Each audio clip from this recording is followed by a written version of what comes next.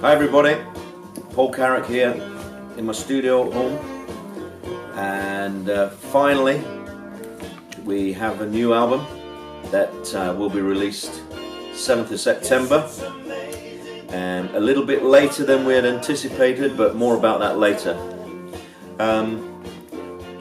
So I'm going to have this playing away in the background while I tell you a little bit more about the album.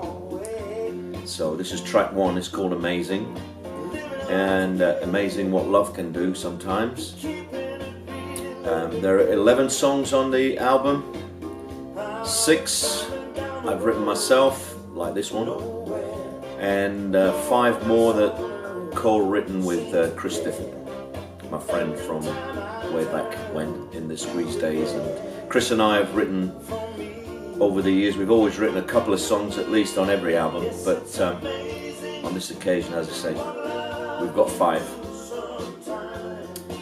So yeah, this is track 1, Amazing. Kind of what you might expect from a Paul Carrack album, I suppose. But generally speaking, the album is very natural, very organic sound on it. We've not gone for a processed modern sound, we've gone for a natural sound. Some great players. Basically, I've made a number of albums in this studio here, and often I've played most of it myself, most of the instruments. I start with a blank page, just a few little ideas, and I've worked on stuff and build it up, and eventually we have an album. But in this case, I kind of started out with that process, with writing the songs. But we reached a point when we thought, you know, what would be great would be to make this a little bit different and really include some of the great players that I've played with over the years, and make it more performance orientated, and more, you know, outside influences and additions to the whole project. So during my time playing with Eric Clapton, I got to play with some fantastic musicians, not least the great Steve Gadd, fantastic world-renowned drummers. Played with everybody from James Taylor, Paul Simon, Eric, of course, everybody.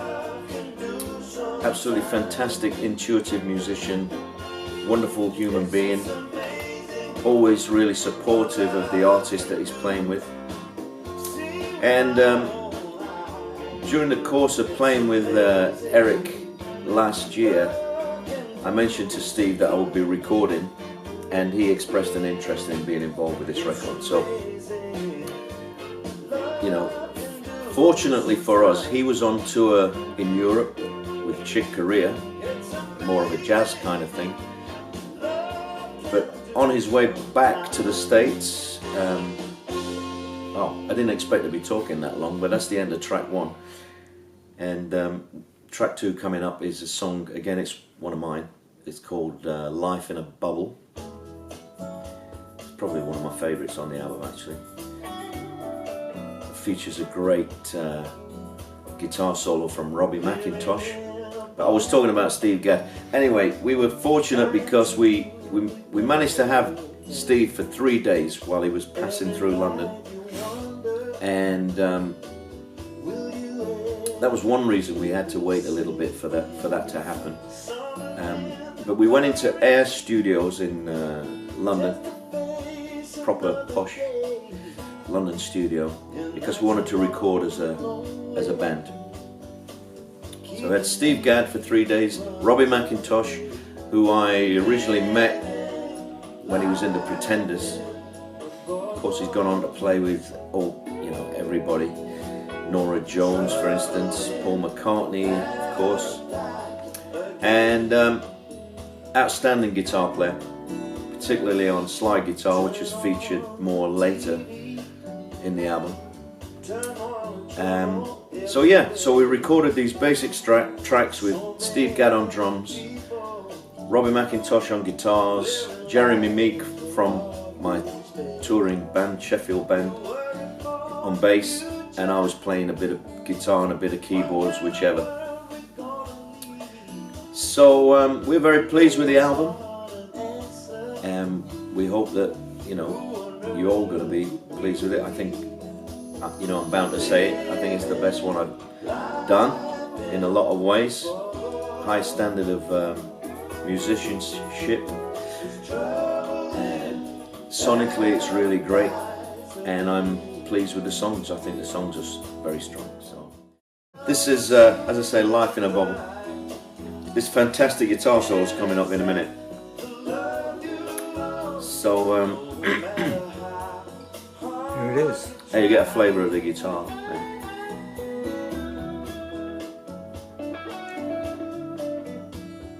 Of course, you're not going to get a sense of the sonic quality of the album just because it's just playing in the background here. But you take it from me, it's very high quality. I'm not going to explain what the songs are about because most of my stuff's pretty self-explanatory anyway. But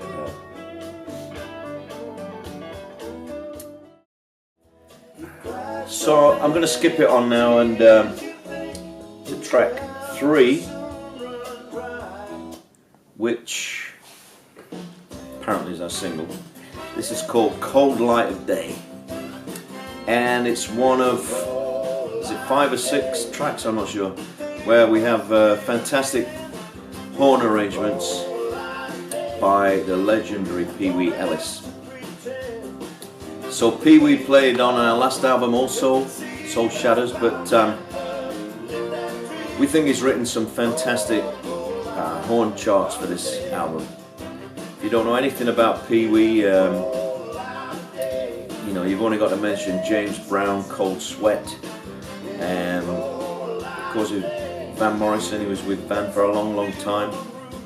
Fantastic, proper, authentic player, and some really great charts. So we haven't done anything like this for a while, I think, this sort of rock and roll vibe. Because coming up is a fantastic slide guitar solo from Robbie Mac. But I was talking about the horn section, fabulous horn section. Pee Wee Ellis wrote the charts. Pee Wee on tenor sax. Steve Baton, who's been with me for 20 years now, he's playing baritone sax. Dennis Rollins on trombone, and Gary Winters is on trumpet. So it's a great horn section. Check this out though, Robbie McIntosh.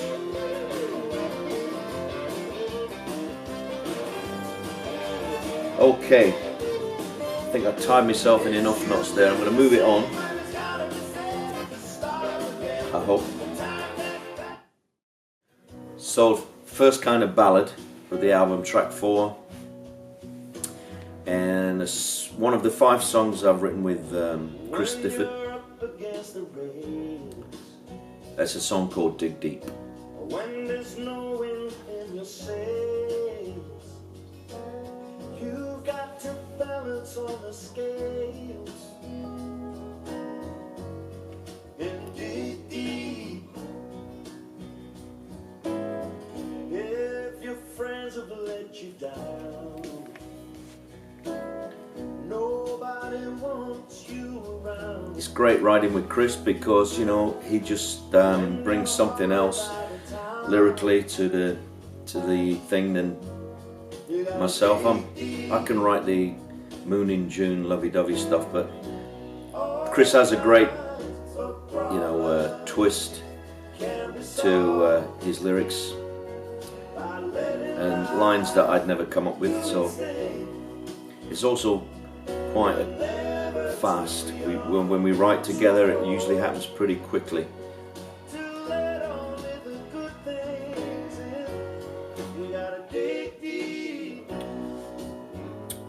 I mean, all the songs we've played so far from the album are songs that will work great in a live situation.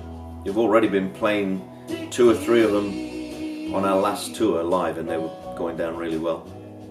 We had a rehearsal in here yesterday and worked up some, well, we went through the whole album, and we're confident it's going to work live. It's a question of how many new songs we can put in a set when, you know, obviously people want to hear some of the old ones, but we're talking about this album. Did I mention it's called These Days?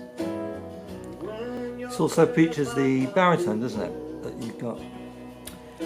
Well, I wouldn't say it features it, it's a barely audible.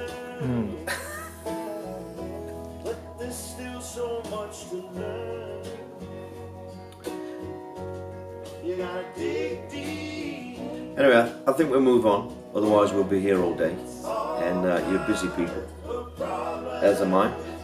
So, moving on, the title track from the album. I don't know if you can even hear this, it's on quite low volume at the back.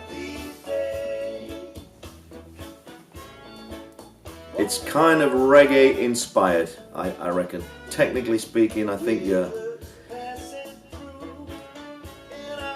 aficionados would explain it's not exactly reggae, but certainly influenced. I think this is a great lyric from Chris, and we decided to call the album These Days because this is where we are these days, this is where we're at, appreciating where we're at, grateful for where we're at, you know, having a life in music, it's been wonderful, and also to have a family life as well, and to still be doing and enjoying what we do.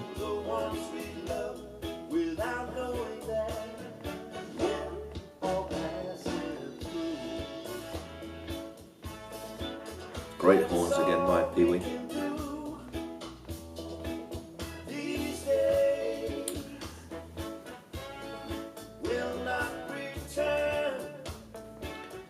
It's about appreciating, as I say. Stop me if I'm repeating myself, but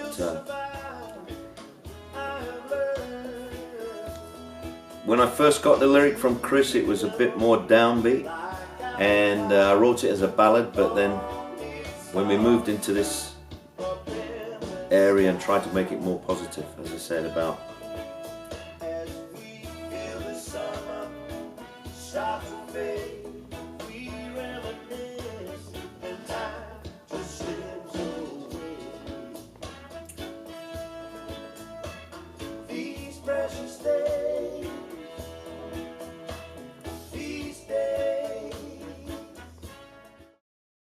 as you can see from the, I don't know if you can see from, this is just a slipcase. It actually comes with a 38-page booklet, you know, and I'm showing this because so you can see the photo. But I found a metal box that my brother had given me some time ago, and it had some.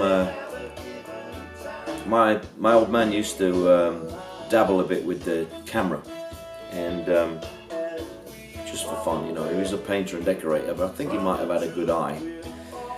So we just found these old transparencies of mostly holiday snaps from, it would have been the late 50s, I guess. We used to go en masse on holiday with aunts, uncles, cousins from my mum's side, and it's just a lot of fun when you look at the photos and you remember that they were really good times, you know. So it's a bit reminiscent there. Anyway, so we use quite a lot of these photos in the booklet that comes with the CD. So okay, moving on now. Bit more rock and roll.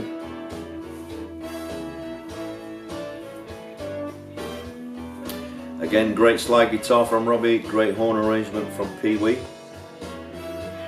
This is one of mine. This is called You Make Me Feel Good.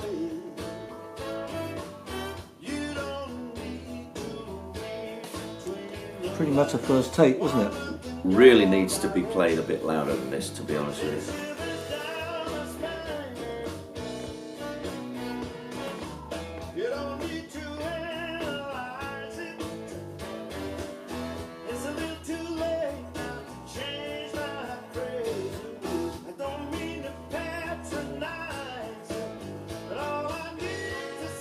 Nothing intellectual about this one.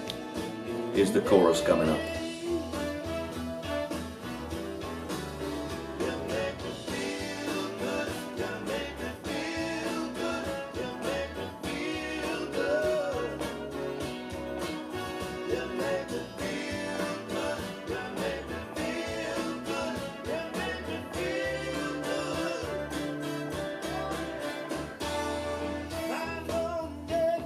I think this is going to be one of the kind of song that we'll probably extend a little bit on stage. Let Stevie Baton have a bit of a blow on this. It's got a organ solo from yours truly and a Robbie McIntosh slide solo. But anyway, talking a lot here.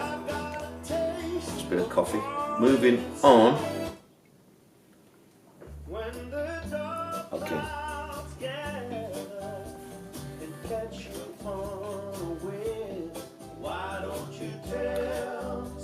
Tell Somebody Who Cares. This is one of mine.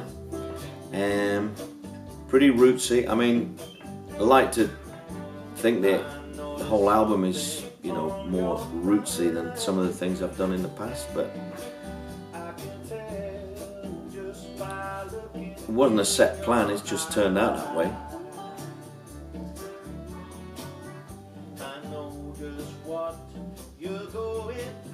You sure I don't need to turn this up? No, you're right. It's okay.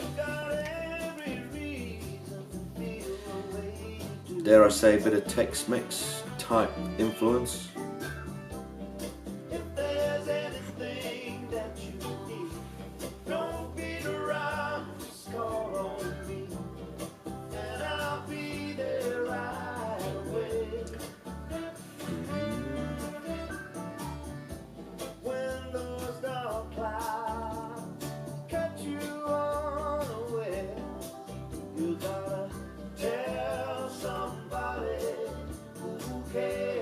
I think that was the first song I wrote for the album when we started out, and I think at this point I should mention that, like I said earlier, I know some people pre-ordered the album months ago, but for one reason or another it's been delayed, not least because we've had so many touring commitments, and we wanted to make sure that the album had a chance to be prepared and hopefully get some maybe press or radio on board, and it's important to have a lead up time for that. So scheduling went a little bit wonky. We apologize for people who ordered the album, and but as far as we know, the feedback we have is that people have been sympathetic and they appreciate we're just trying to make the best we can, best album we can, and we hope it'll be worth the wait. And moving right along, hopefully. Where does the time go? Like the tip of an arrow, it flies through the cold air of a long winter's day. Where does the time go? If only we knew I would take you there to see our love grow. Where does the time go? So where does the time go? It's a song written with Chris Difford. I don't think I could write a lyric like this. I think it's a beautiful lyric. I might have suggested the title to Chris. I think that might have been the case with this one. Where does the time go? Because that's what we keep thinking now. As we're busy, enjoying ourselves, enjoying the music, enjoying the fact that we're busy, which is great. But time flies by, you know. So that's what we're. I think that's what we're talking about with this one.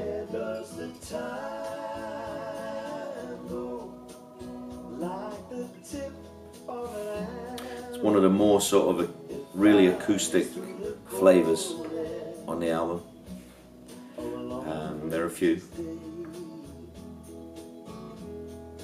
Where does the time go? If only we knew, I would take you there. See our love grow.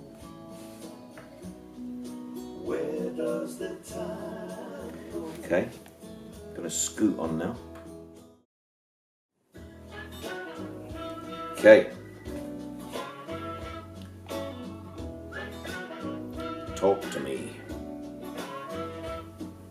Talk to me. I wanna be the friend that I should be.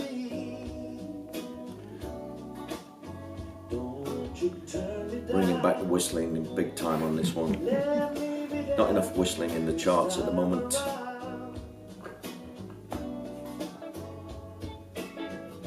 When it seems like the world is on the shoulder, it's a feeling I recognize.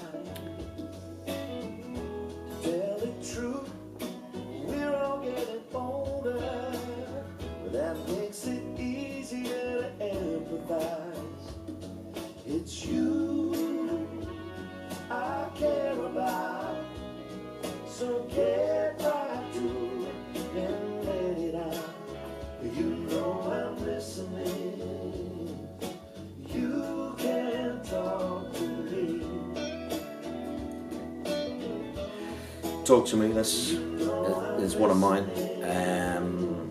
It's pretty obvious what we're talking about here, you know.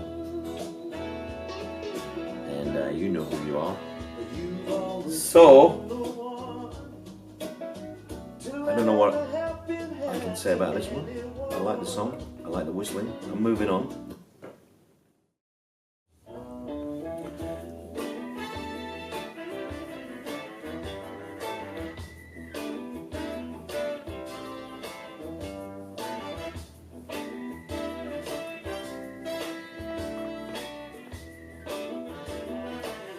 This is called Perfect Storm, and I love that introduction. That's why I was shut up. I love that introduction there with the horns. Again, a great addition from Pee Wee, and that's, you know, one of the good things about involving other people in the project and not making it completely solo thing. We got a lot of great influences on this album. And I think the great musicians that have been involved with it have really took things up another level, you know. Steve Gadd on drums and Robbie Mack.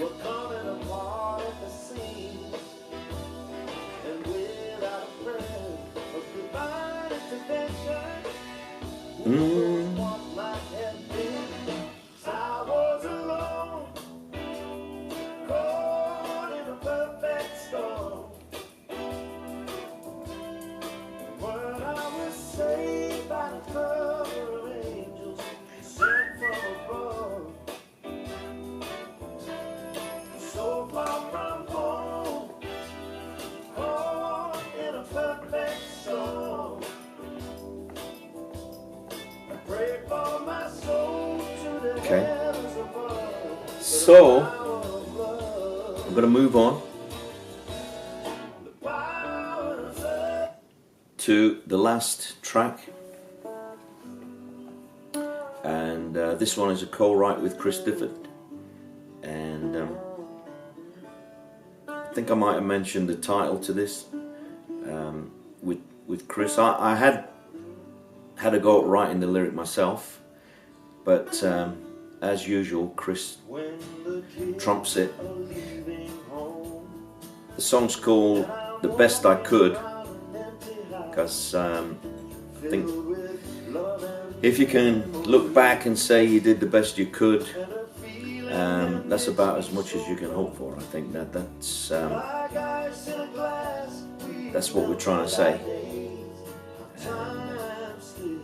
Nice bit of harmonium there.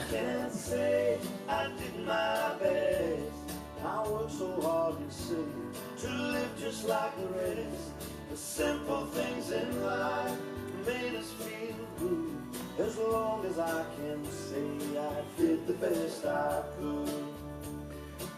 So that's the album, 11 songs, 6 of mine, 5 co-written with Chris Difford. Great musicianship on it, and we're pleased with it. I hope don't sound like I'm trying to give it the big sell, but I'm trying to introduce you to it, and I hope that, you know, people who've supported us in the past will still feel it's a good piece of work, and that's about it really. So Comes out in September? comes out on the 7th of September on Carrack, UK. 2 editions? There are 2 editions. There's the regular version, and there's a special edition that was requisitioned by HMV, and that has a bonus CD which has a number of, how many tracks? 6. 6 tracks which were recorded on the last tour in the acoustic section on different nights. So that's kind of an exclusive, but the regular version is 11 tracks. We hope you like it, and thanks for the support as always. Come and see us on tour, and please give this album a listen. We know there's a lot of stuff out there to listen to, but please give it a listen, and I hope you enjoy it. Thanks.